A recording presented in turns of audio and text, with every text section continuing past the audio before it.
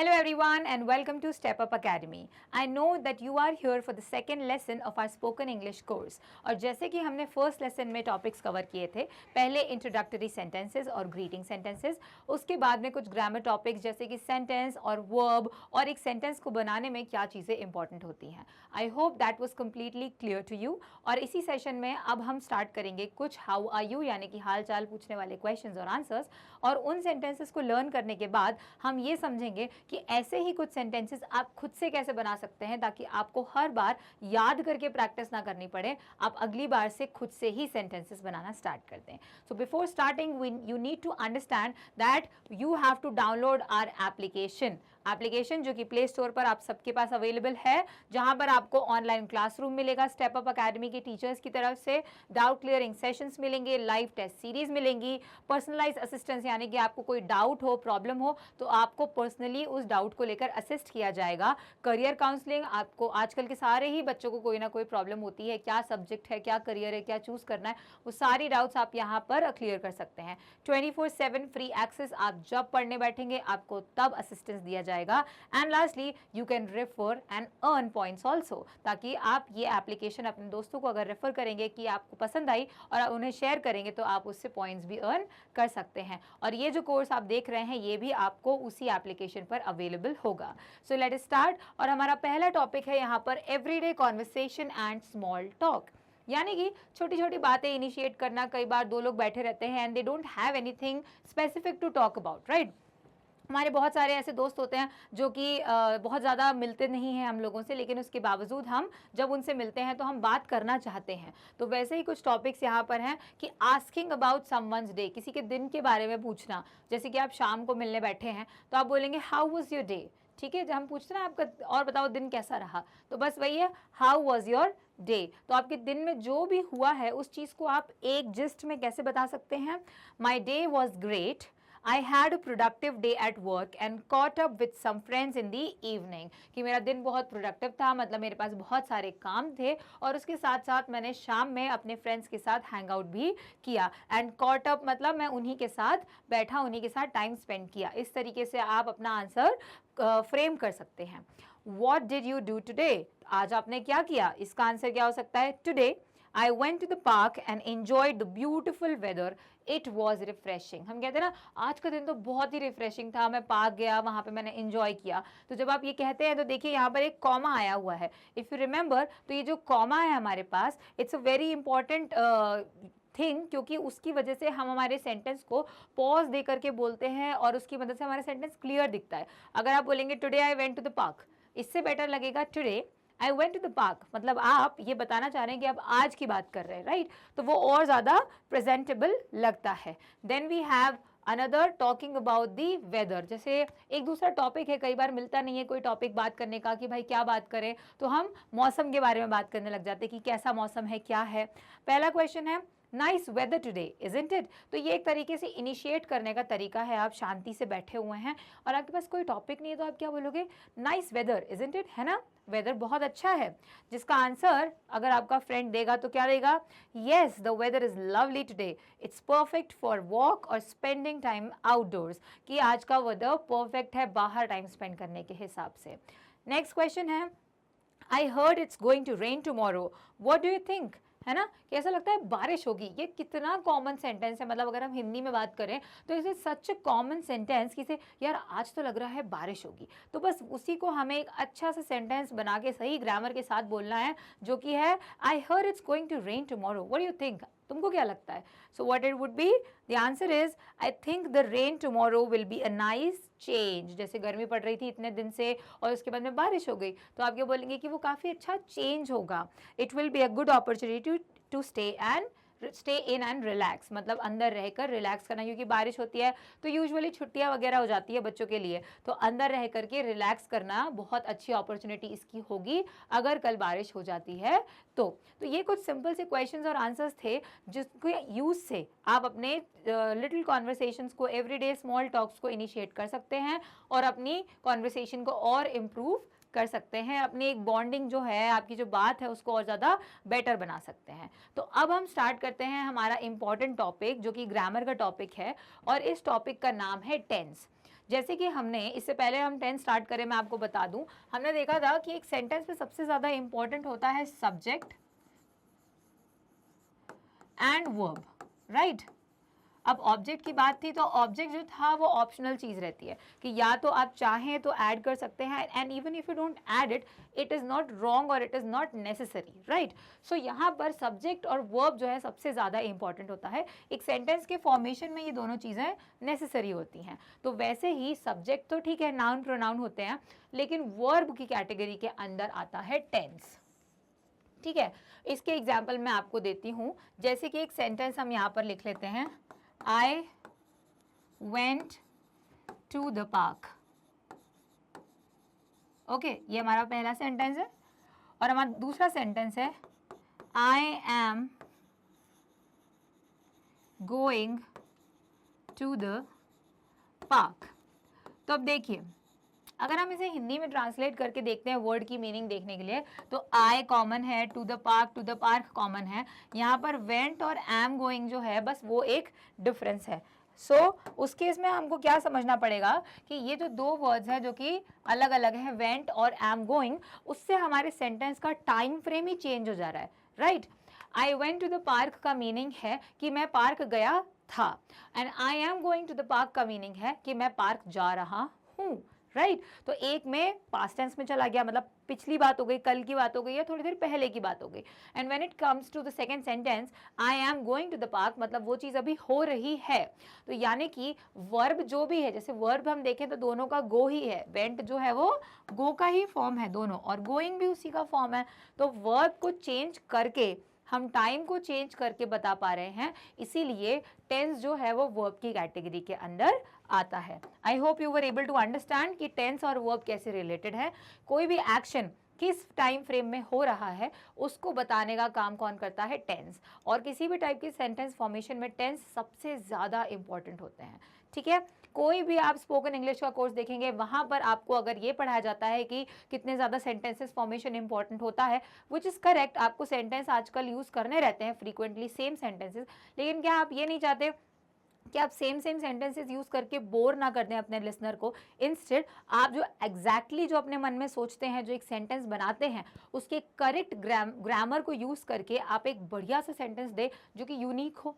बिल्कुल हो सकता है अगर आप इस चीज़ को थॉरली समझ लें तो चलिए स्टार्ट करते हैं। टेंस, टेंस का मतलब क्या होता है? A form of verb that shows if something happened in the past, present or future. I hope you are very much clear with these three terms, past, present and future, which is past यानी कि पिछले कल की बात हो रही है, present यानी कि right now, and future मतलब कि आने वाला कल। There are 12 tenses. अब टोटल 12 tenses हैं, ये सोच के घबराइएगा मत, क्योंकि 12 tenses बहुत सिंपल है। आप देखेंगे तो आपकी समझ में आ जाएगा कि ये सारे 12 tenses जो हैं आप एवरीडे लाइफ में कितना ज़्यादा यूज़ करते हैं। जैसे कि हम देखते हैं, पहला पास्ट है, फिर प्रेजेंट है, फिर फ्यूचर है। सबसे पहले आता है सिंपल पास्ट। सिंपल पास्ट मतलब सिंपल, कल की बात है कि कल मैं सो रहा था, कल मैं खा रहा था, राइट। फिर आता है कंटिन्यूस पास्ट, कंटिन्यूस मतलब कि कल कोई चीज़ हो रही थी, जैसे कि हम कहेंगे कि कल तुम क्या कर रही थी, so you were doing something continuously but it was in the past. फिर आता है परफेक्ट। तो अगर आपको याद होगा V3 वर्ब का फॉर्म, तो उस V3 फॉर्म के टाइम पे मैंने मेंशन किया था कि परफेक्ट टेंस के केस में ये वर्ब फॉर्म यूज होता है। और जिसने पिछला लेसन बहुत अच्छे से अटेंड किया होगा वो यहाँ पर एटलीस्ट उसे एक हाईलाइट तो याद आ ही गई होगी कि क्या इन दोनों के बीच का रिलेशन है और परफेक्ट टेंस होता क्या है, राइट। तो अब पास्ट परफेक्ट क्या होता है? पास्ट में कोई चीज़ शुरू हुई है और वो इंस्टेंट वहाँ पर ख़त्म हुई है जब उस सेंटेंस को फ्रेम किया गया था, तो वो पास्ट परफेक्ट हो जाता है कि मैंने वो चीज़ कर लिया था, राइट।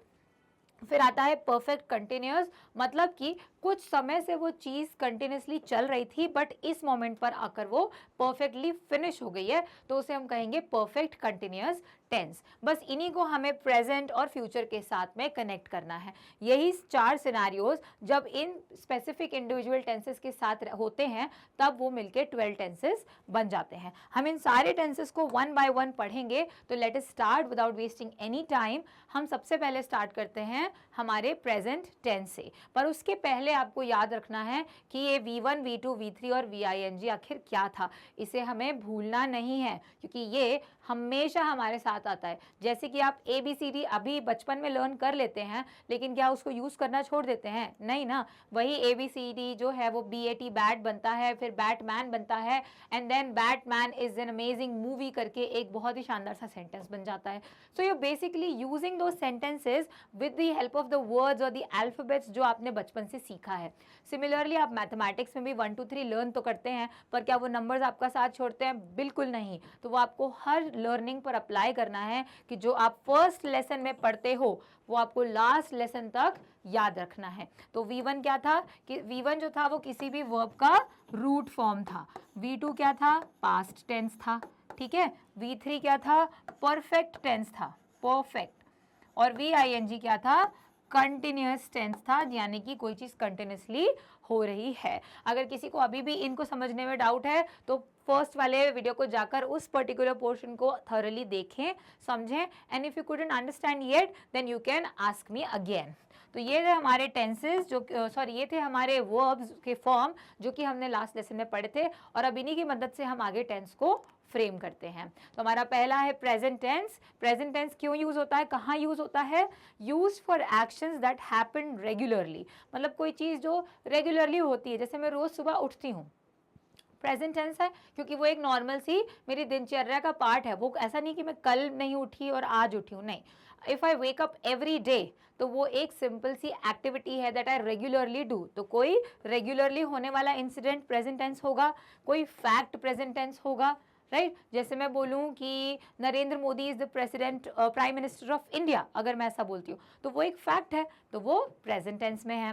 फिर जनरल ट्रूथ, कोई चीज़ जो जनरली सच्चाई होती है, like if I say that rabbits are white in colour, तो ये भी प्रेजेंट टेंस की कैटेगरी में आएगा क्योंकि ये भी एक जनरल ट्रूथ है। Okay, so this was present tense. Example हम यहाँ पर देख लेते हैं। She reads books every day, तो यहाँ पर आप देख रहे हैं कि वो रोज बुक पढ़ती है। This is our sentence. अब ये सेंटेंस क्या पास्ट या फ्यूचर में चेंज हो जाएगा फैक्ट? ऑब्वियसली नहीं, वो एक नॉर्मल सा सेंटेंस है, नॉर्मल सा एक फैक्ट है कि वो रोज बुक पढ़ती है, वो उसकी हैबिट है, इट्स अ हैबिट। तो आप याद रखें कि अगर कोई हैबिट की बात यहाँ पर हो रही है तो वो क्या होगा? प्रेजेंट टेंस होगा। किसी फैक्ट की बात हो रही है तो प्रेजेंट टेंस होगा, या फिर कोई जनरल ट्रूथ की बात हो रही है जैसे लायंस आर द प्रेडेटर्स, तो वो भी एक ट्रूथ होगा, वो प्रेजेंट टेंस होगा। यहाँ पर हेल्पिंग वर्ब्स क्या यूज होते हैं? इज, एम, आर यूज होते हैं, हैज और हैव यूज होते हैं। Is, am, are, has, have हम यूज करेंगे। आपको ये नोट डाउन करने की जरूरत नहीं है, आपको एक पूरा प्रॉपर टेबल मिलेगा जिसमें एक फॉर्मूला लिखा रहेगा कि आप इस तरीके के सेंटेंस को कैसे बना सकते हैं, ठीक है। इज, एम, आर हम प्रेजेंट टेंस में यूज करते हैं और हैज, हैव यूज करते हैं। इन बेसिक रूल्स के साथ आगे बढ़ते हैं और फिर हम देखते हैं हमारा टेबल, जहां पर हम हर टेंस को बारी बारी अच्छे से पढ़ेंगे, थॉरली समझेंगे। सिंपल प्रेजेंट है, V1 वर्ब फॉर्म यूज होता है। सिंपल प्रेजेंट में हमें V1 यूज करना है, मतलब जो भी हमारा वर्ब है, जैसे कि यहाँ पर हमने राइट को लिया हुआ है ना, हमारा जो एक कांस्टेंट वर्ब चल रहा है वो क्या है? WRITE, राइट, यानी कि लिखना, ठीक है।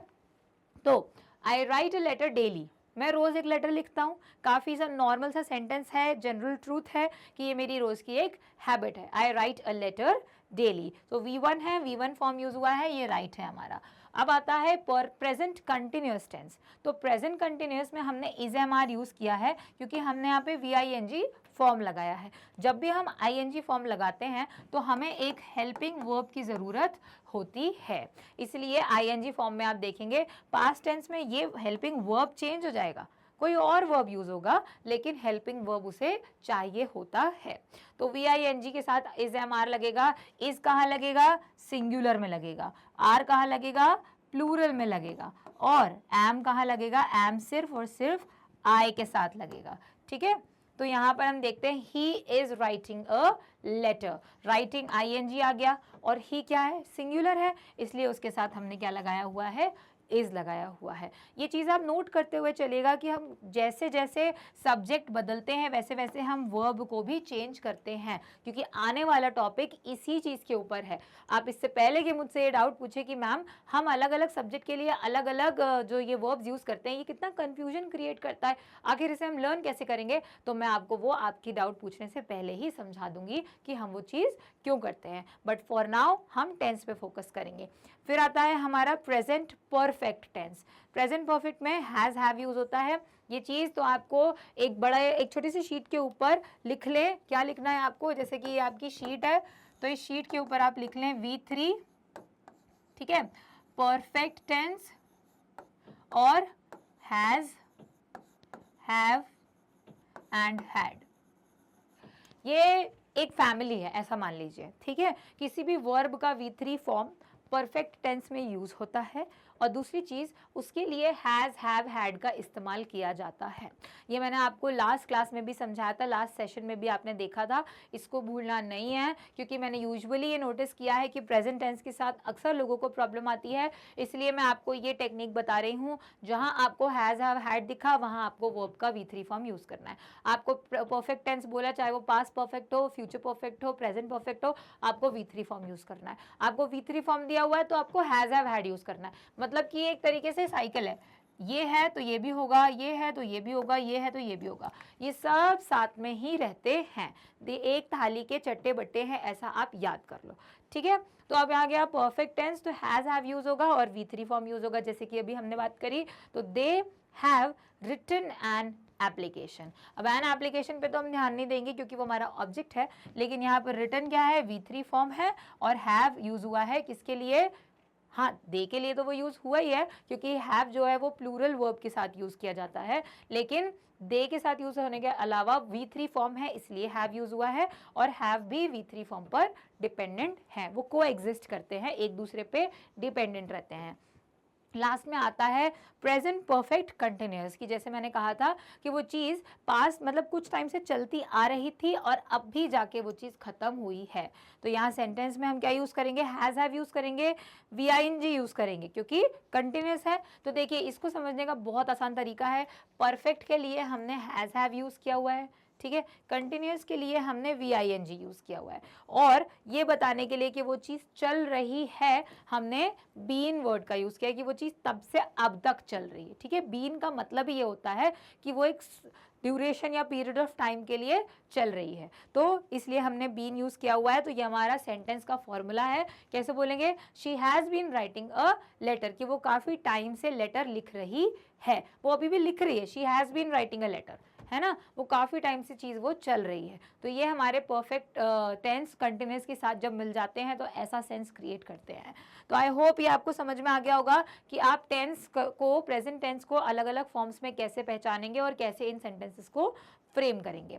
आगे बढ़ते हैं हमारे पास्ट टेंस की तरफ। पास्ट टेंस क्या यूज होता है, used for actions that happened at a specific time in the past. अब इस चीज़ का ध्यान रखिएगा, कुछ लोग परफेक्ट टेंस में और पास्ट टेंस में कंफ्यूज होते हैं, कहते हैं परफेक्ट वाला भी तो यही है कि कंप्लीट वो चीज़ हो चुकी है, like that is done, which is correct. लेकिन यहाँ पर देखिए परफेक्ट का मतलब होता है कि वो परफेक्टली कंप्लीट हुई है अभी, यहाँ पर पास्ट के किसी एक टाइम पर वो चीज़ हुई है, ठीक है। परफेक्ट का मतलब होता है वो चीज़ खत्म हुई है, जस्ट कंप्लीट हुई है, परफेक्टली फिनिश हुई है, फिनिश मतलब अभी हुई है। पास्ट में ये होता है कि हम एक स्पेसिफिक टाइम की बात करते हैं कि तब, पास्ट में तब की बात है जब ये घटना घटी थी, राइट। ये डिफरेंस है परफेक्ट और पास्ट के बीच में। फिर आता है हमारा example, they went to Paris last summer, कि वो लास्ट समर मतलब कब की बात है, पिछले साल गर्मियों की बात है जब वो पेरिस घूमने के लिए गए थे। तो यहाँ पर क्या वर्ड यूज़ किया है, वेंट, जिससे हमें समझ में आ गया कि वो पास्ट टेंस की बात हो रही है, और लास्ट समर तो है ही कि पिछले समर की बात हो रही है, ठीक है। तो ये गो का फॉर्म है जिसको हमने पास्ट में यूज़ किया है।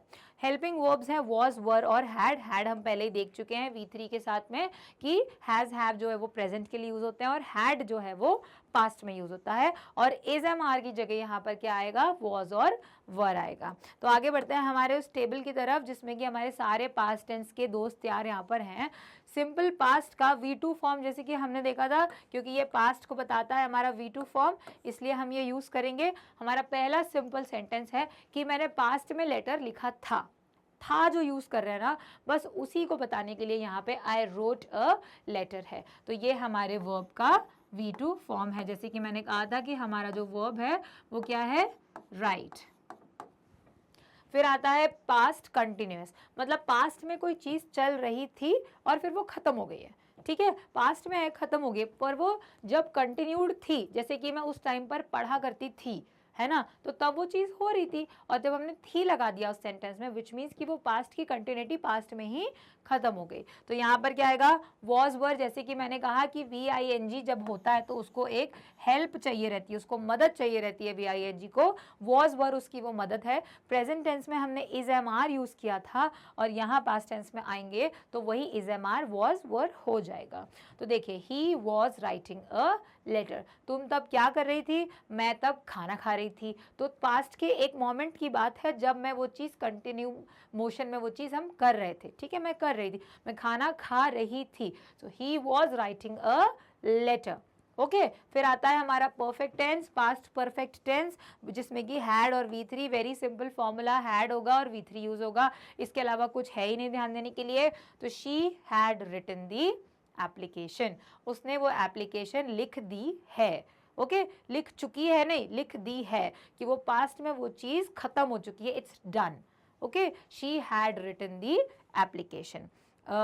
पास्ट परफेक्ट कंटिन्यूअस टेंस, अब यही चीज है, परफेक्ट भी है कंटिन्यूअस भी है, तो परफेक्ट के लिए हम क्या लेकर आएंगे, हैड लेकर आएंगे, कंटिन्यूअस के लिए हम क्या लेके आएंगे, VING लेके आएंगे। और जैसे कि हमें याद है कि हमने उस टाइम पर भी कोई चीज कंटिन्यूएशन में जो ड्यूरेशन के टाइम को बताता है वो बीन वर्ड होता है, तो present perfect continuous, past perfect continuous, चाहे कोई भी हो, अगर परफेक्ट कंटिन्यूअस की बात हो रही तो हम बीन यूज करेंगे। तो क्या हो जाएगा यहाँ पर, हैड बीन और VING, I had been writing a letter, मैं लेटर लिख रहा था, आई हैड, मैं तब से लेटर लिख रहा हूँ, ठीक है, I had been writing a letter. तो this is how we were able to complete this table, जिसमें पास्ट टेंस के सारे दोस्त तैयार थे। और ऐसे ही हम बढ़ते हैं हमारे नेक्स्ट टेंस की तरफ, जो कि है फ्यूचर टेंस, आने वाला कल। आने वाला कल मतलब indicates action that will happen in the future, कल जो भी चीज होगी या अभी थोड़ी देर बाद जो चीज होगी वो सब क्या है, फ्यूचर में है। एग्जाम्पल जैसे कि we will go to the beach tomorrow, तो ये जो विल है वो हमें बताता है कि हम जाएंगे। तो जो भी हमारे जाएंगे वाले सेंटेंस होते हैं, जो हम आशा करते हैं कि ऐसा होगा, वो फ्यूचर में होता है। हेल्पिंग वर्ब्स हैं विल और शाल है, जैसे इज एम आर थे, वॉज वर थे, वैसे ही विल शाल होते हैं। और यहाँ पे हैज़ यूज नहीं होता, चाहे कोई सा भी टेंस हो, मतलब कोई सा भी जेंडर हो, कोई सा भी नंबर हो, हैव ही यूज होता है। तो let us move ahead now and we will move to the table. Simple future की बात करते हैं। सिंपल फ्यूचर में वही जैसे हमने देखा, हम अभी तक देखते हुए आ रहे हैं, इज एम आर था। आपका टेबल ना अब आपके अंडरस्टैंडिंग के हिसाब से बहुत इजी बन जाएगा। मतलब अगर आप सेल्फ स्टडी के लिए टेबल बनाएंगे तो देखिए, अब आपको पता है इज एम आर एक है, उसी के सेम क्या आ जाता है, वॉज और वर आ जाता है, और वैसे ही उनके पड़ोसी हैं विल और शाल।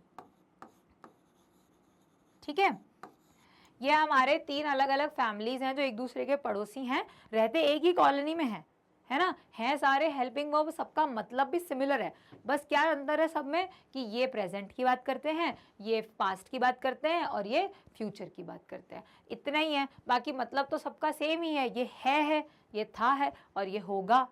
Right, is it clear? ये नेबर्स हैं, एक ही कॉलोनी में रहते हैं, मीनिंग भी सेम है, बस ये है कि एक पुराने ख्यालों वाले हैं जो कि ये हैं, एक आज में जीते हैं और एक कल में जीते हैं। कितना इजी टू अंडरस्टैंड है, इसमें तो कोई कंफ्यूजन ही नहीं होनी चाहिए किसी को। तो इसी के साथ स्टार्ट करते हैं सिंपल फ्यूचर टेंस, जैसे कि था विल शाल और V1, यहाँ पे V1 ही यूज होता है या फिर VING यूज होगा। तो देखिए यहाँ पर क्या है, I will write a letter, मैं लेटर लिखूंगी, कल की बात है या अभी की बात है। या हम ऐसा बोल देंगे who will do this work, ma'am I will do this work. बच्चे कहते हैं ना जो बहुत ज़्यादा ही टीचर्स पेट होते हैं कि भाई मैं करूँगा ये काम, मुझे करना है, so I will do the work, मैं ये वर्क करूँगी, और जब भी करूँगी अभी थोड़ी देर बाद करूँ, 5 मिनट बाद, या फिर 5 दिन बाद करूँ, so it will be in the future only. Simple सा फ्यूचर का सेंटेंस है।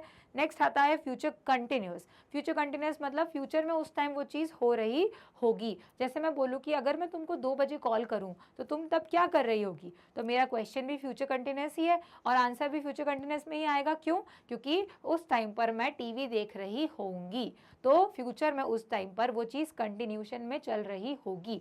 बस उसी के लिए हमें विल शाल बी और VING को ज़रूरत है वर्ब की, हेल्पिंग वर्ब की, जो कि है विल शाल। वो सब तो ठीक है, पर ये बी भी आ जाएगा, क्योंकि हम जो ये बोलते हैं ना कि तब तक मैं ये कर रही होंगी, उस होंगी के लिए हमको BE की ज़रूरत होती है।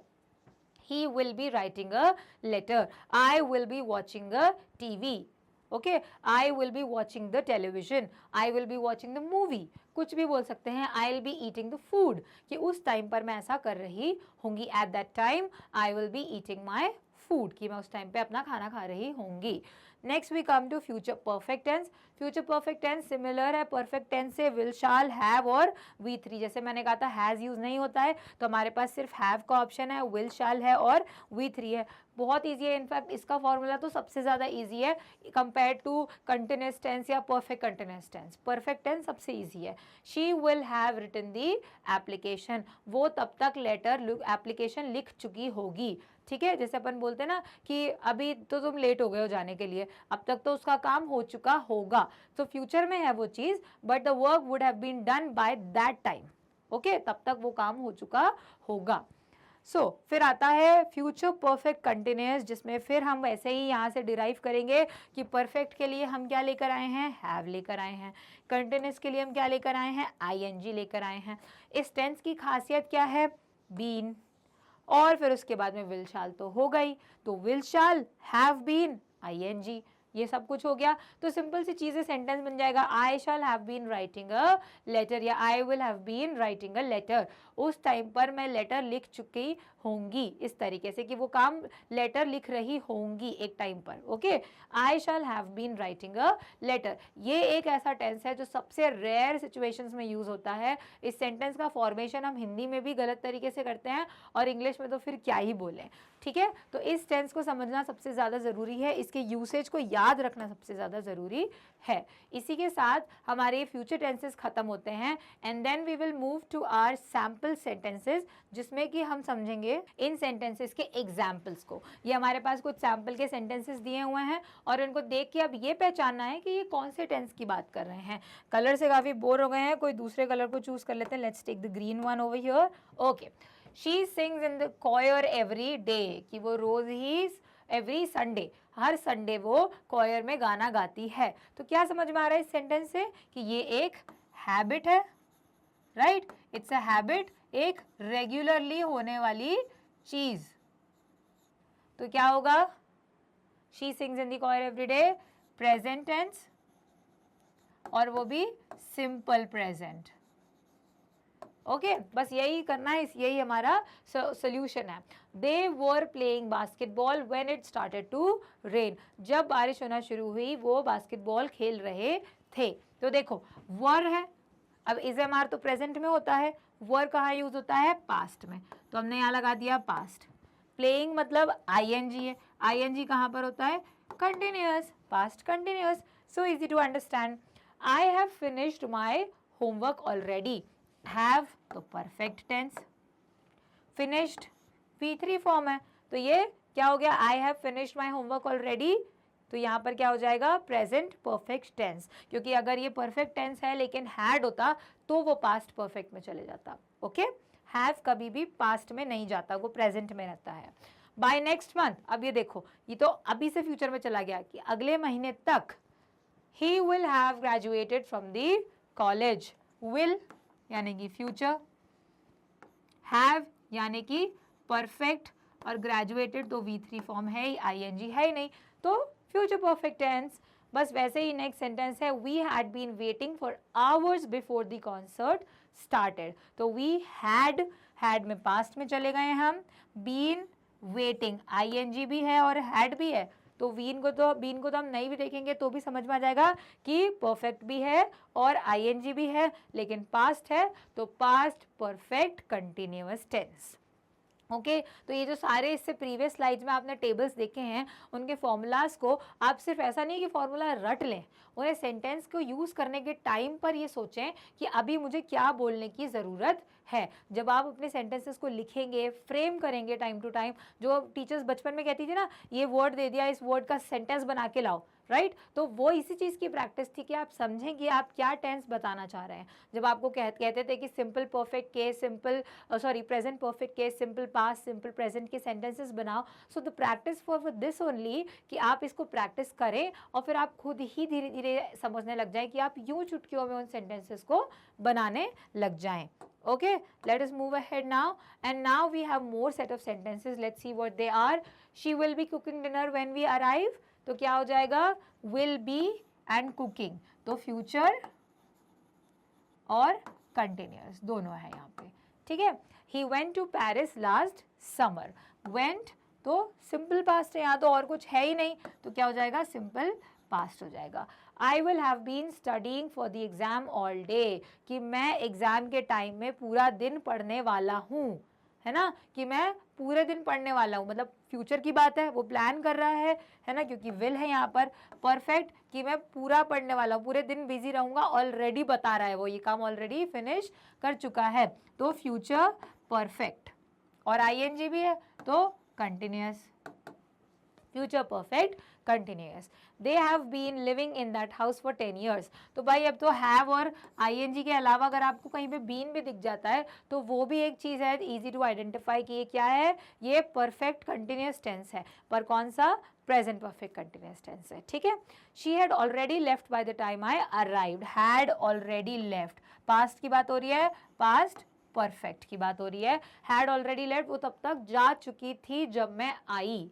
तो ये आप बता रहे हो एक बात, जो चीज़ पास्ट में हुई थी और पास्ट में भी वो चीज़ सिर्फ ऐसा इंसिडेंट हुआ नहीं था, वो चीज़ खत्म हो चुकी थी. शी हैड लेफ्ट, लेफ्ट जो है वो लीव का पास्ट V3 फॉर्म है, ठीक है. चलो, सो ये हमारे एग्जाम्पल्स थे जिनसे आई होप आपको समझ में आ गया होगा कि टेंसेस को कैसे आइडेंटिफाई करना है और सेंटेंसेस में कैसे फ्रेम करना है. डू नॉट वरी, आपको अभी डिफ़िकल्टी लग रही होगी, लेकिन जैसे जैसे हम आगे के सेशन में, जो आपके लिए सरप्राइज़ है जिसमें हम हिंदी सेंटेंसेस को इंग्लिश सेंटेंसेस में चेंज करेंगे, वो आपको सीखने मिलेगा. और वो कैसे सीखने मिलेगा, वो ही सरप्राइज़ है आपके लिए. और वहाँ पर आप अपनी इस पिछले 2 सेशन की जो नॉलेज है उसको वहाँ पर अप्लाई करेंगे. ओके, तो अभी हम अपने बेसिक्स को क्लियर कर लें, अपने बेसिक को एकदम स्ट्रॉन्ग कर लें कि हम सेंटेंस को बनाने में क्या चीज़ें छोड़ देते हैं, क्यों हम आईएनजी लगा देते हैं और क्यों हम आईएनजी नहीं लगाते, कहाँ पर वॉज वर आना चाहिए, कहाँ पर एसएमआर आना चाहिए. ये सारी चीज़ें आप अभी सीखते चलें. फिर हम ट्रांसलेशंस पर आएंगे और तब हम समझेंगे कि हमें क्या सेंटेंस को परफेक्ट करने के लिए यूज़ करने की ज़रूरत है. Now let's start with agreement of verb with subject. आपने नोटिस किया होगा, जैसे कि मैं कह रही थी, क्योंकि वहाँ पर आई यूज़ हो रहा है तो एम यूज़ होगा, ही यूज़ हो रहा है तो इज़ यूज़ होगा, और दे यूज़ हो रहा है तो आर यूज़ होगा. इज़, एम, आर तीनों ही प्रेजेंट हैं. आई, ही, ये दोनों ही क्या हैं, सिंगुलर हैं, ये प्लूरल है. तो ये चेंजेस जो हैं ये क्यों आ रहे हैं, तो मैं आपको बता दूं कि ये जो हेल्पिंग वर्ब्स होते हैं ये सब्जेक्ट से एक एग्रीमेंट करके चलते हैं. I hope you understand the meaning of agreement. Agreement का मतलब होता है एक समझौता या फिर एक डील, कि भाई मैं ऐसा करूँगा तुम ऐसा करना, करेक्ट. तो बस वही है कि सब्जेक्ट और वर्ब की एक डील हुई है, एक एग्रीमेंट हुई है कि सब्जेक्ट ने कहा है मैं जैसा बोलूँ वैसा करना. तो जो सेंटेंस का सब्जेक्ट रहेगा उसके हिसाब से वर्ब चेंज हो जाएगा. अगर एक सब्जेक्ट है तो वर्ब जो रहेगा वो भी एक ही रहेगा. और एक ही रहेगा से मेरा मतलब ये नहीं है कि आप मल्टीपल सब्जेक्ट में आप मल्टीपल वर्ड्स लगा देंगे, नहीं नहीं, ऐसा नहीं है. अगर सिंगुलर सब्जेक्ट है तो सिंगुलर वर्ब होगा और अगर प्लूरल सब्जेक्ट है तो प्लूरल वर्ब होगा. अब इसके लिए एक छोटी सी अंडरस्टैंडिंग की ज़रूरत है जो हम एग्जाम्पल की मदद से समझेंगे. पहले हम देखते हैं क्या लिखा हुआ है भाई. Subject verb agreement refers to the matching of the subject and verb of a sentence, tense, aspect and mood, which translates to number, person and gender. Tense क्या हो रहा है उसके बेसिस पे, aspect के बेसिस पे, mood के basis पे, और उसके साथ साथ हमें उससे क्या पता चलता है कि कितने नंबर ऑफ सब्जेक्ट हैं या क्या नंबर पता चल रहा है उस सेंटेंस से. The number of people, person and also the gender हमें पता चल जाता है. तो देखते हैं एग्जाम्पल. पहले यहाँ पर है he reads every day. Okay, तो हमने देखा ये एवरीडे को तो अभी आप नोटिस ना ही करो, इग्नोर करो तो बेटर है, क्योंकि ये एक्सटेंशंस है हमारे सेंटेंस के, राइट. हमें अभी किसके बारे में पढ़ना है, हमें अभी पढ़ना है सब्जेक्ट एंड वर्ब के बारे में. ये देखना है कि सब्जेक्ट और वर्ब की जो दोस्ती है वो कितनी ज़्यादा स्ट्रॉन्ग है, क्योंकि वर्ब वो सब करता है जो सब्जेक्ट को अच्छा लगता है. ठीक है, ही रीड्स हमारा सेंटेंस है, ही रीड्स. अब ही क्या है, सबसे पहले तो सिंगुलर है, ये आपको याद रखना है कि ही क्या है, सिंगुलर है, एक अकेला है. और रीड्स में क्या लगा हुआ है, एस लगा हुआ है. यानी कि हमारे पास एक वर्ब है जिसको हम बोलेंगे प्लस एस. ठीक है। तो सिंगुलर और प्लूरल के बीच में जब हम छोटे बच्चे थे और हमारी मैम ने हमको बताया था कि बेटा बॉक्स यानी कि एक डब्बा और बॉक्सेस यानी कि 2 डब्बे, पेन यानी कि एक पेन और पेन्स यानी कि बहुत सारे पेन, मतलब कि हमें एक चीज़ पता थी कि सिंगुलर और प्लूरल के बीच में एक अंतर है और वो है एस का, या तो प्लस होता है या माइनस होता है। ठीक है, बस उसी फॉर्मूला को हमें यहाँ पर यूज़ करना है। प्लस एस का मतलब होता है प्लूरल और माइनस एस का मतलब होता है सिंगुलर। ठीक है, तो सब्जेक्ट और वर्ब जो है वो वर्ब ने एक चीज़ बना ली है ताकि वो भूले ना कि उसको चेंज होना है, कि जब सब्जेक्ट ऊपर जाएगा तो मैं नीचे जाऊंगा और जब सब्जेक्ट नीचे जाएगा तो मैं ऊपर जाऊंगा। ठीक है, मतलब कि उनकी जो तरीका है वो थोड़ा सा ऑपोजिट है। कैसे, यहाँ देखते हैं। ही यूज़ किया है, ही रीड्स। मैं वही सेंटेंस यहाँ वापस लिख देती हूँ ताकि आपको समझाने में आसानी हो। ही रीड्स, ही क्या है, सिंगुलर, सिंगुलर मतलब माइनस एस, तो वर्ब में क्या हो जाएगा, प्लस एस। आया समझ में? ये चीज़ अगर आपको समझ में आ गई तो आप आगे के भी सेंटेंसेस जो हैं हम उसमें भी ये चीज़ अप्लाई करेंगे। जो हमारा सब्जेक्ट है, जो हमारा सब्जेक्ट है अगर वो प्लूरल है, प्लस एस है मतलब प्लूरल है, तो हमारा जो वर्ब होगा उसमें माइनस एस हो जाएगा। ऑन दी अदर हैंड अगर ये सिंगुलर है तो ये प्लूरल मतलब प्लस एस हो जाएगा। ठीक है, मैंने कहा था ना जैसा सब्जेक्ट होता है वर्ब उसके हिसाब से काम करता है। वर्ब की खुद की कोई चॉइस नहीं है। वर्ब बहुत बेचारा, he is very giving in nature and he is very nice. वो सब्जेक्ट का सच्चा दोस्त है। सब्जेक्ट जैसा करता है उसी के हिसाब से वर्ब अपने आप को चेंज करता रहता है। सब्जेक्ट अगर सिंगुलर है मतलब कि माइनस एस है तो वर्ब क्या करेगा, वो एस खुद ले लेगा, और अगर यहाँ पर इसने एस ले लिया है तो वर्ब इस एस को छोड़ देगा। तो मतलब सिंगुलर प्लूरल ऑपोजिट चलता है। तो वो सिंगुलर प्लूरल मत बोलिएगा क्योंकि यहाँ पर हमें सिर्फ एस को ऐड या सब्ट्रैक्ट करना है। तो लेट अस लर्न कि वो कैसे होता है। They run across the yard. They क्या है, दे जो हमारा सब्जेक्ट है वो क्या है, प्लूरल है, क्योंकि दे का मतलब एक नहीं बहुत सारे, वो सब। तो ये क्या हो जाएगा, ये अपने पास से एस हटा देगा, ये खुद क्या बन जाएगा, अकेला सिंगल वाला वर्ब बन जाएगा। दे रन अक्रॉस द यार्ड। अगर इसी जगह दे रन की जगह होता शी तो हम क्या लगा देते, शी मतलब एक लड़की, तो वर्ब क्या हो जाता, रन्स। जो एस इसने छोड़ दिया वो एस इसको पिक कर लेगा।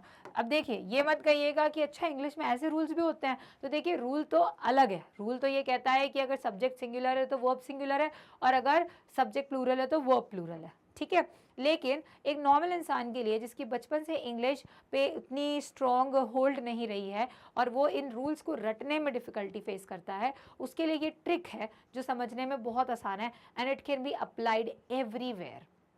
And for that reason only ये ट्रिक आपको बता रही हूँ, ताकि आप ये रूल को याद करने पे अपना टाइम वेस्ट ना करें। रूल मैं आपको पढ़ाऊंगी ज़रूर, ताकि आपको ये पता चले कि इंग्लिश ग्रामर में जो रूल है वो एक्चुअली है क्या, और उसी तरीके से ये ट्रिक है जो आपको उस रूल को अप्लाई करने में यूज़फुल रहेगी।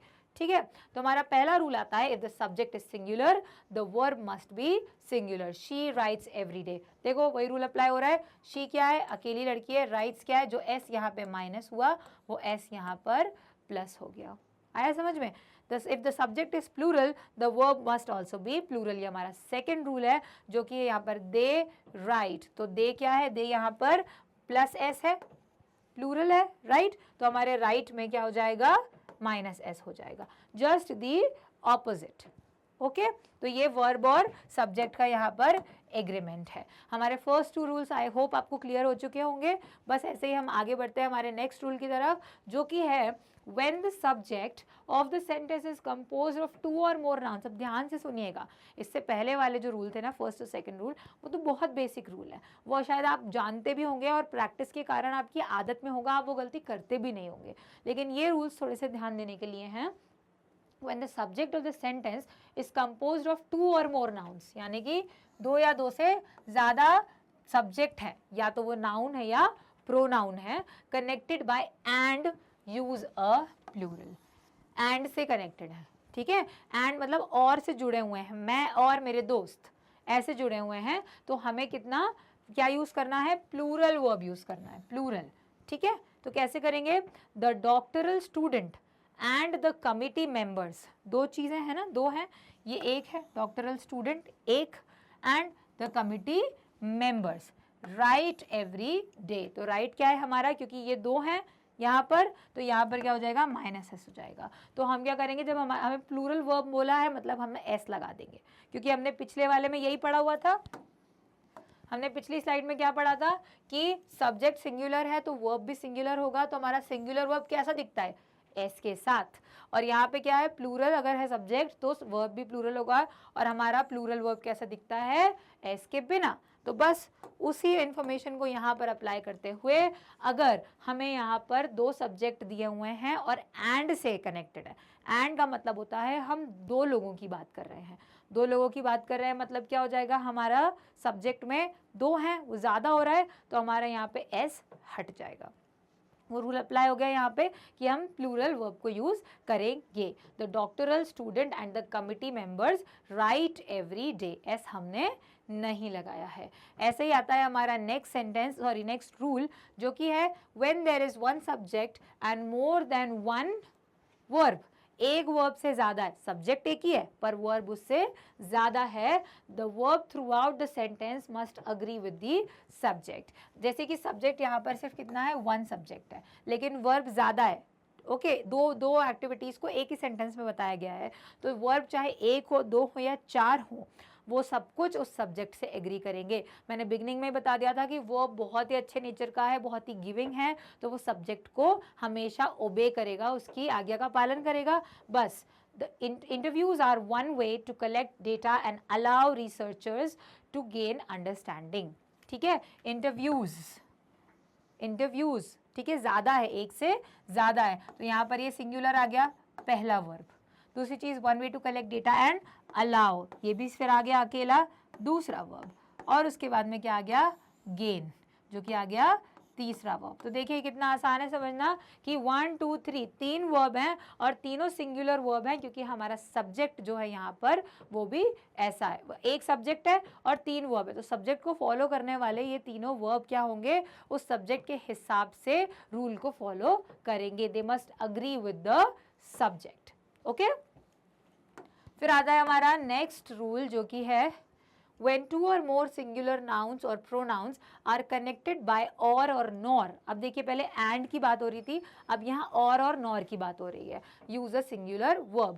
जब ये बात हुई थी कि सब्जेक्ट जो है वो एक से ज़्यादा है, ठीक है, और एंड से कनेक्टेड है, मतलब एंड का मतलब क्या होता है, और, यानी कि हम दो अलग अलग चीज़ों की बात कर रहे हैं, और इसलिए हमने जो हमारा वर्ब था उसको हमने प्लूरल लिया था, क्योंकि दो सब्जेक्ट हो रहे थे वहाँ पे। लेकिन यहाँ पे और नॉर की बात हो रही है, और नॉर का मतलब क्या होता है, वो दो लोगों की बात नहीं कर रहा है, ये या फिर ये, या तो ये या फिर ये बात हो रही है ना और नॉर में, मतलब कि हम किसी एक की बात कर रहे हैं, सिंगुलर सब्जेक्ट सिंगुलर वर्ब, और दो सब्जेक्ट तो प्लूरल वर्ब। बस उसी तरीके से यहाँ पे सिंगुलर वर्ब यूज होगा। The chairperson of the CEO approves the proposal with before, और the CEO before proceeding. The chairperson और द सीईओ दो हैं, या तो चेयरपर्सन करेगा या सीईओ करेगा, मतलब कि हमारे सब्जेक्ट की जो नंबर है वो कितनी है, वो सिर्फ एक ही है, या तो चेयरपर्सन है या सीईओ है, और वो क्या करेंगे, अप्रूव करेंगे। हमने यहाँ पे क्या लगाया हुआ है, सिंगुलर वर्ब। ठीक है, आगे बढ़ने से पहले मैं आपको एक बार फिर से ये याद दिला दूं कि जो हमारे सिंगुलर वर्ब्स हैं वो एस के साथ होते हैं, और हमारे जो प्लूरल वर्ब्स हैं वो एस के बिना होते हैं। हमने फर्स्ट रूल में ही आइडेंटिफाई किया था कि जहाँ पर एस लग रहा है वो हमारे सिंगुलर वर्ब्स होते हैं, और जहाँ पर एस नहीं लगा हुआ है वो हमारे प्लूरल वर्ब्स होते हैं। इसीलिए यहाँ पर अप्रूव्स जिसमें एस कनेक्टेड है वो क्या होते हैं, वो हमारे सिंगुलर वर्ब होते हैं। और यहाँ पर ऐसा कुछ नहीं है कि इसके पीछे कोई कहानी है कि ऐसा क्यों है, इनको सिंगुलर वर्ब्स ही कहा जाता है, और जो बिना एस के रहते हैं वो प्लूरल वर्ब्स कहे जाते हैं। ओके, जैसे कि हम इनको सब्जेक्ट कहते हैं और इसको वर्ब कहते हैं, बस वैसे ही ये सिंगुलर की कैटेगरी में आते हैं। ये एक बहुत ही ज़्यादा इम्पॉर्टेंट कॉन्सेप्ट है जो आपको समझने की ज़रूरत है कि वर्ब को कौन सा प्लूरल कहा जाता है और कौन सा सिंगुलर कहा जाता है। इसी के साथ आगे बढ़ते हैं हमारे लास्ट रूल पर, जो कि है when a phrase comes between the subject and the verb. Phrase की बात हो रही है यहाँ पे, पहले मैं आपको फ्रेज बताऊंगी उसके बाद आगे देखते हैं। फ्रेज क्या होता है, जनरली फ्रेज एक छोटा सा पार्ट होता है सेंटेंस का, ठीक है, वो एक छोटा सा पार्ट होता है जो सेंटेंस को कंप्लीट तो करता है, लेकिन उसके बिना भी सेंटेंस कंप्लीट रहता है। वो सेंटेंस की इंफॉर्मेशन को इंक्रीज कर रहा है, जैसे कि the student as well as the committee members is excited. तो अगर आप ये एज वेल एज से लेकर मेंबर्स तक बंद कर दोगे तो इज एक्साइटेड तक भी द स्टूडेंट इज एक्साइटेड चलेगा, राइट। लेकिन यहाँ पर ये जो फ्रेज आया है, एक छोटा सा पार्ट ऑफ द सेंटेंस आया हुआ है, इसको हम अकेले भी यूज कर सकते हैं, मतलब बिना सेंटेंस के भी यूज कर सकते हैं, और वो सेंटेंस में ऐड होके एक एक्स्ट्रा इंफॉर्मेशन देता है। तो जब एक फ्रेज बीच में आता है सब्जेक्ट और वर्ब के, remember that the verb still agrees with the subject, not the noun or pronoun or the phrase following the subject of the sentence, ठीक है। अब यहाँ पे कमिटी आ गया, कमिटी मेंबर्स आ गया, जो कि प्लूरल हो गया, लेकिन नहीं, जो फ्रेज है इस फ्रेज का कोई लेना देना नहीं है इस सब्जेक्ट और वर्ब के एग्रीमेंट के साथ। सॉरी, वो वाला पार्ट नहीं है, ये यहाँ पर होगा, सब्जेक्ट और वर्ब के एग्रीमेंट के साथ। यहाँ पर ये नहीं है द स्टूडेंट इज एक्साइटेड, अकेले स्टूडेंट की बात हो रही है। The student as well as the committee members is still excited. तो इस केस में क्या बात हो रही है यहाँ पे कि स्टूडेंट का जो रिलेशन है, जो हमारे सब्जेक्ट का रिलेशन है, वो डायरेक्टली वर्ब के साथ होगा। बीच में एक फ्रेज आए, दो फ्रेज आए, फ्रेज के अंदर नाउन प्रोनाउन चाहे कितने भी जन आ जाएं, लेकिन जो हमारा मेन हेड सब्जेक्ट है वो हमारे मेन वर्ब के साथ हमेशा एग्रीमेंट में रहेगा, ठीक है। यहाँ पे हमने इस कमिटी मेंबर को इग्नोर करते हुए सब्जेक्ट और वर्ब के एग्रीमेंट को मेंटेन रखा है। तो बस यहीं पर हमारे सारे रूल्स खत्म होते हैं। हमने 6 रूल्स पढ़े हैं, और ये 6 के 6 रूल्स जो हैं बहुत इजी हैं, सिंपल हैं, कि अगर सिंगुलर सब्जेक्ट है तो सिंगुलर वर्ब होगा, प्लूरल सब्जेक्ट है तो प्लूरल वर्ब होगा। अगर 2 सब्जेक्ट है एंड से उनको डिवाइड किया गया है तो क्या होगा, प्लूरल वर्ब यूज होगा, क्योंकि 2 चीज़ों की बात हो रही है, क्योंकि एंड जो है वो 2 लोगों को डिवाइड नहीं, मतलब ऑप्शन नहीं देता है, उन दोनों को इंक्लूड करके बोलता है, ये और ये, ठीक है। इसीलिए हमने प्लूरल वर्ब यूज़ किया। उसी जगह पे जहाँ पे और नॉर यूज़ हो रहा था, वहाँ पे क्या यूज़ किया, सिंगुलर वर्ब यूज़ किया, क्योंकि हमें एक ही सब्जेक्ट की बात हो रही है, या तो ये या फिर ये। And on the last part क्या था, फ्रेज अगर बीच में आ जाए किसी सेंटेंस में, सब्जेक्ट और वर्ब के बीच में अगर फ्रेज आ जाता है तो भी वो सब्जेक्ट और वर्ब हमेशा एग्रीमेंट में रहेंगे। फ्रेज में आने वाले नाउन प्रोनाउन को कोई इंपॉर्टेंस नहीं दी जाएगी, वो नाउन प्रोनाउन हमारे वर्ब को अफेक्ट नहीं करेंगे। हमारा वर्ब जो है सेंटेंस का, वो हमेशा सब्जेक्ट के साथ एग्रीमेंट में रहेगा। बस इसी नॉलेज के साथ अब हम एक लास्ट चेकअप कर लेते हैं, जो कि है ये exercise, the group of students blank going on a field trip tomorrow. Option में इज और आर दिया हुआ है, तो हम देखते हैं हमारे पास क्या है, ग्रुप ऑफ स्टूडेंट्स बोला है, ठीक है। अब भले यहाँ पे स्टूडेंट्स में एस लगा हुआ है, हम ये कह सकते हैं कि अरे सब्जेक्ट तो प्लूरल है, लेकिन आप देखिए ग्रुप ऑफ स्टूडेंट है, the group of student, group कितना है, ग्रुप तो एक ही है ना, तो सब्जेक्ट क्या हुआ, सिंगुलर, इसलिए वर्ब क्या आएगा, इज। आया समझ में, ये ध्यान देने वाली चीज है। तो ग्रुप ऑफ स्टूडेंट्स आर कैसे हो जाएगा, ग्रुप तो एक ही है ना, स्टूडेंट्स आर, अगर आप बोलोगे the students are going on a field trip tomorrow, very correct, पर आपने ग्रुप यूज किया है तो ग्रुप तो एक ही है, भले वो बहुत सारे स्टूडेंट्स का है, इसलिए इज आएगा। Neither of the cats likes या लाइक टू बी बेथड। अब नाइदर ऑफ द कैट्स की बात हो रही है, मतलब इनमें से कोई एक की बात हो रही है ना, दोनों को ही नहीं पसंद actually. Neither of the cats like to be bathed, तो क्या आएगा, लाइक आ जाएगा यहाँ पे, correct, okay. Every morning the sun dash in the east, every morning the sun rises in the east, ठीक है। सन की बात हो रही है, एक सन सिंगुलर, तो हमारा सिंगुलर वाला वर्ब यूज होगा, जो कि है राइजेस। लास्ट आता है the collection of rare coins belong to my grandfather, belong या बिलोंग्स आएगा, the collection of rare coins, तो अगेन वही बात आ गई, एस तो यहाँ लगा हुआ है कॉइन्स में, लेकिन वही ग्रुप ऑफ स्टूडेंट और कलेक्शन की बात हो रही है, कलेक्शन तो एक ही है, the collection of rare coins belongs to my grandfather, तो बिलोंग्स यूज होगा, ओके। तो ये सारी चीज़ें हैं, ये इसी टाइप के क्वेश्चंस हैं जो आपको और ज़्यादा प्रैक्टिस कराएंगे कि कैसे आप अपने सब्जेक्ट वर्ब एग्रीमेंट के नॉलेज को यहाँ पर अप्लाई कर सकते हो। और इसी के साथ हमारा ये सेशन कंप्लीट होता है। Thank you so much for watching. I hope ये 2 बहुत ही क्रूशियल, आई नो बहुत लेंदी टॉपिक्स हैं, बट ये बहुत इंपॉर्टेंट टॉपिक्स हैं। They will actually help you to understand कि आप सेंटेंसेज में वर्ब, हमारे सब्जेक्ट को और हमारे बाकी की इंपॉर्टेंट एंटिटीज़ को कैसे मैनेज करते हो और कैसे एक परफेक्ट सेंटेंस को फ्रेम करते हो। आने वाले सेशन में हम इसी नॉलेज को, जो हमारा सब्जेक्ट वर्ब और ऑब्जेक्ट वाला नॉलेज है और हमारे टेंसेज और एग्रीमेंट का नॉलेज है, उसे अप्लाई करके हम ट्रांसलेशंस और सेंटेंस फॉर्मेशंस को लर्न करेंगे। तब तक के लिए thank you so much for watching.